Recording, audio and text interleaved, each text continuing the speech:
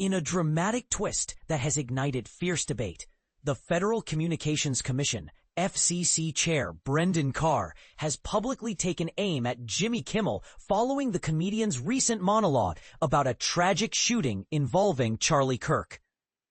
This confrontation highlights a mounting tension over media responsibility and free speech, yet it's just the tip of a very complex iceberg. But here's where it gets controversial.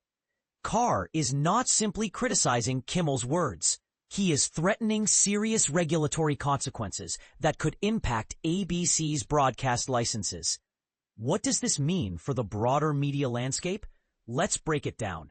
During his Tuesday night show, Jimmy Kimmel addressed the shooting incident where Charlie Kirk was the victim. Kimmel asserted that the suspected shooter, Tyler Robinson, was affiliated with the MAGA Republican movement.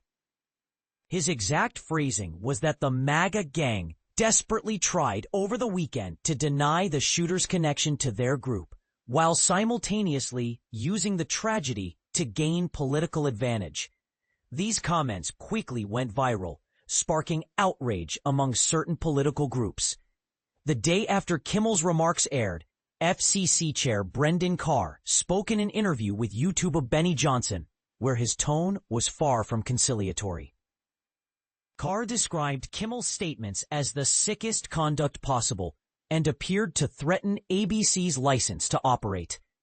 He framed the issue as follows: broadcasters receive their license from the FCC with the expectation that they serve the public interest.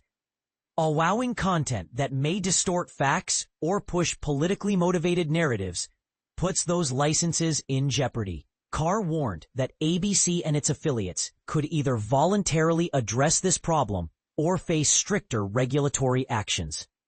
When Benny Johnson pressed him on potential punishments, Carr emphasized that an apology from Kimmel to Charlie Kirk and his family would be a minimum step.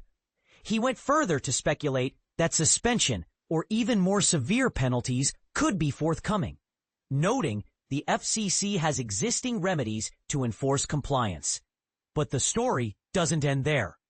Carr went on to place this incident into the context of what he calls a larger media shakeup under the Trump administration, including the cancellation of shows like Stephen Colbert's The Late Show, defunding of NPR and PBS, and efforts by CBS News to focus more on fact-based reporting. According to Carr, figures like Kimmel are lashing out as their influence wanes, desperately seeking attention. He argued that maintaining public interest standards is crucial despite shifting media dynamics. Carr reiterated that the FCC still officially prohibits news distortion, though enforcement has waned in recent years. In his view, media companies, including owners like Comcast, which controls NBC Universal, and Disney, which owns ABC, must take responsibility and enforce stricter controls on their content to avoid patterns of misinformation that could threaten broadcast licenses. He even suggested that ABC affiliates should refuse to air Kimmel's program until Disney addresses the situation. Unsurprisingly, neither ABC nor Jimmy Kimmel have offered immediate responses to these escalating tensions. And this is the part most people miss.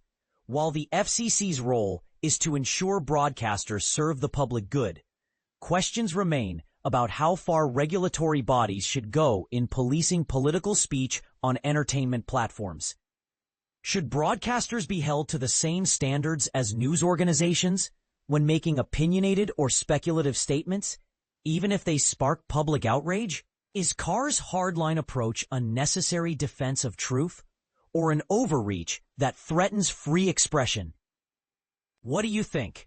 Are FCC's warnings a justified check on media responsibility, or is this a troubling attempt to suppress dissenting voices?